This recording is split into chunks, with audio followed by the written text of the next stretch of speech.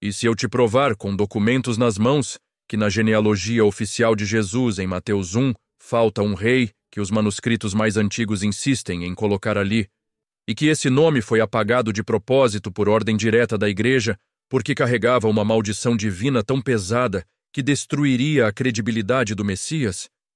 Você já abriu Mateus 1:11 e leu: Josias gerou Jeconias e seus irmãos? Mentira.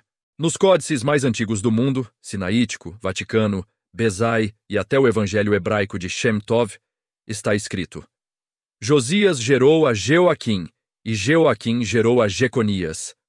Jeoaquim, o rei que Jeremias 36:30 amaldiçoou, dizendo: Nenhum descendente dele jamais sentará no trono de Davi. E adivinha? A linhagem legal de Jesus passa exatamente por ele. Como o Messias pode descender de um ramo amaldiçoado por Deus em pessoa? Por que esse nome desaparece de 95% das Bíblias que você tem em casa? Quem mandou riscar e queimar esse nome dos pergaminhos? Durante 1600 anos, escribas cristãos, com medo do escândalo, apagaram Jeoaquim das cópias.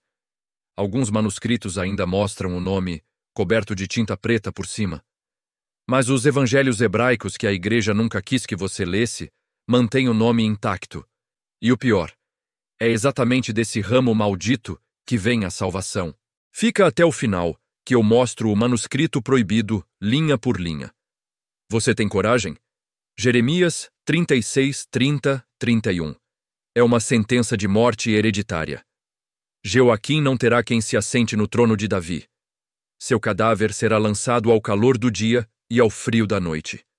Deus amaldiçoou a descendência biológica dele. Nenhum filho reinaria. Agora abre sua Bíblia em Mateus 1:11. A maioria diz: Josias gerou a Jeconias e seus irmãos. Pulou um nome de propósito.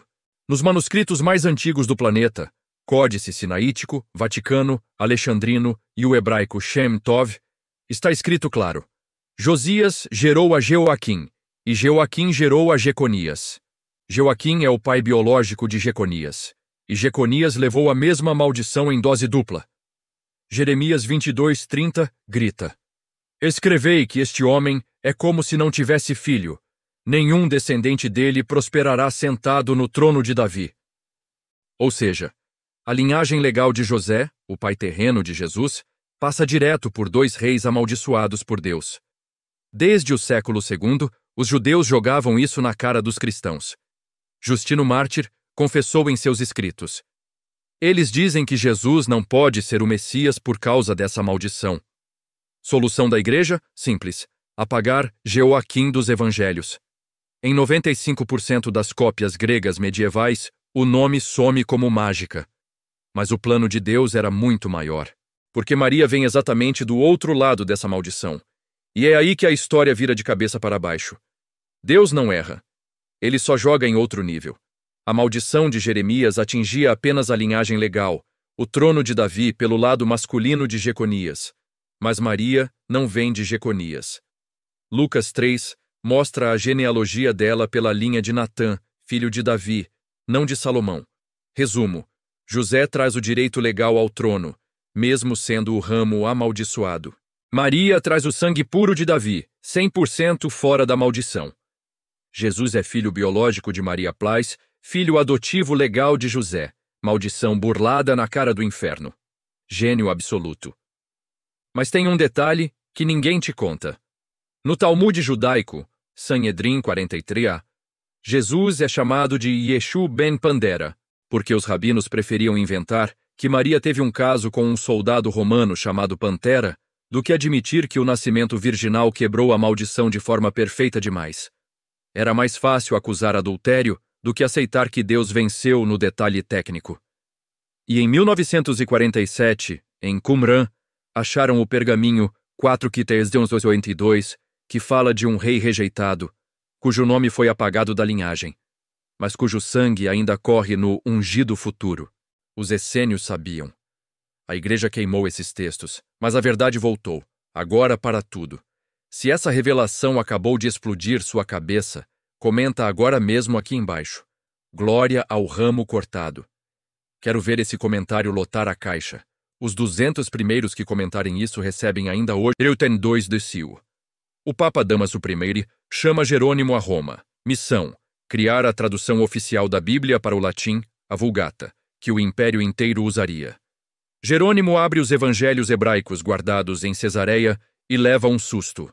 Em Mateus 1:11 está escrito claríssimo: Josias gerou a Joaquim e Joaquim gerou a Jeconias, com a notação marginal em hebraico. Maldito é este ramo até o Messias. Jerônimo entra em pânico e escreve ao Papa, carta 36.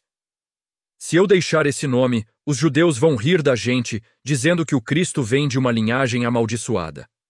Resposta de Damaso: tira o nome. Deixa só Jeconias. Ninguém vai perceber. Pronto. Nasce a Vulgata sem Joaquim. Por 1200 anos todo católico leu uma genealogia amputada por ordem papal direta. 1440. Lorenzo Valla acha a cópia antiga com o nome e denuncia a fraude. Papa Eugênio IV manda prender Valla e queimar o manuscrito. Valla só escapa fugindo. Século XVI. Lutero e Calvino descobrem o nome proibido e decidem manter a omissão para não escandalizar os fracos na fé. Católicos e protestantes, pela primeira vez na história, concordam em esconder a mesma coisa. Mas Deus ri por último. 96. Um rabino em Odessa acha o Mateus hebraico Shem Tov, com Joaquim em letras vermelhas, e a frase ao lado: este é o ramo cortado, mas dele brotou a salvação. Olha-se agora para Andela. Foto do manuscrito hebraico de Mateus, Shem Tov, século XIV. Linha 1:11. Vioashiav avolid aet Yevoiakim vir voiakim volid aet ikhania. Na margem direita, em vermelho quase apagado, mas ainda legível: Hamkulal adibiat hamashi havimimemv yetzea hagvoael, aquele que foi amaldiçoado até a vinda do Messias, e dele mesmo sairá o Redentor. A maldição não era castigo, era selagem. Deus marcou esse ramo para que ninguém ousasse tocar até a hora exata. Na hora marcada, ele rasgou o selo com o nascimento virginal. Joaquim não foi apagado porque era mau.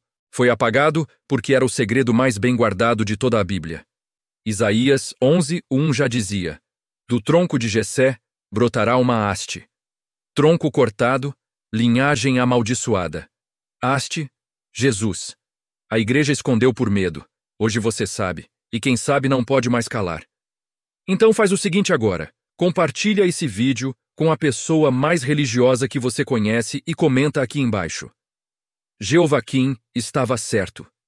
O nome nunca devia ter sido apagado. Porque a partir de hoje, o nome proibido volta a circular.